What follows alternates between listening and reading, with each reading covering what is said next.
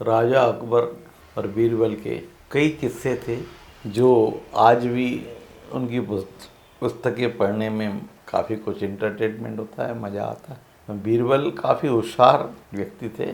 बीरबल की पहचान कैसे हुई ये किसी को मालूम नहीं है, पर सच बात बताएं आपको कि बीरबल जो था एक पान की दुकान चलाता था, जहाँ पे राजा अकबर का एक सिपाही आके रोज़ राजा अकबर के लिए पान लेके जाता था, कुछ चूना भी लेके जाता था, कुछ गत्ता भी लेके जाता था। एक दिन राजा अकबर ने अपने सिपाही को कहा कि जाओ पान की दुकान से चूना उससे आधा किलो लेके आना। अब ये जब गया, उससे जनरली ऐसे बोला आधा किलो चूना भी दे दो हमें। तो अकबर बादशाह ने जब आधा किलो चूना लाने के लिए कहा तो सिपाही जब बीरबल के यहाँ पहुँचा तो बीरबल ने कहा किसने कहा है तुम्हें आधा किलो चूना? बोले महाराज ने कहा है आधा किलो चूना लेके आ जाओ। बोले एक काम करो, तुम 2 किलो जो है ना असली घी साथ में लेके जाओ। ये राजा आधा किलो चूना तेरे को खिलाने वाले और आधा किलो चूना तू खाएगा तो वहीं मर जाएगा। इसीलिए जब वो घी खिलाए और उसके बाद में जो घी पिएगा 2 किलो तो ये चूना जो है पूरा उतर जाएगा। इसने बीरबल की बात मान ली। अब वैसा ही हुआ, जैसे राजा को पान देने गए, चूना भी दिया, तो राजा जो सिपाही के ऊपर बहुत मतलब पहले से ही नाराज थे, अब उनको मौका था कि चूना खिला के उसको मार डाला जाए। उसने कहा चूना खाओ।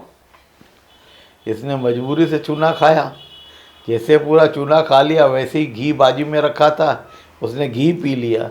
घी पीने के बाद में वो सिपाही बच गया। तो राजा ने कहा ये क्या बात हुई, तुम बचे कैसे? बोले मुझे कुछ मालूम नहीं था कि आप चूना खिलाने वाले, पर जो पान की दुकान चलाता है वहाँ पे उसने मुझे बताया कि चूना तुम खा लेके जा रहे हो, इसके साथ घी भी लेके जाना। ये घी चूना जो है बादशाह तुम्हें खिलाने वाले और तुमको उसके बाद में घी पीना पड़ेगा। बोले उसको कैसे मालूम पड़ा कि चूना मुझे खिलाएंगे? बोले ये तो नहीं मुझे मालूम।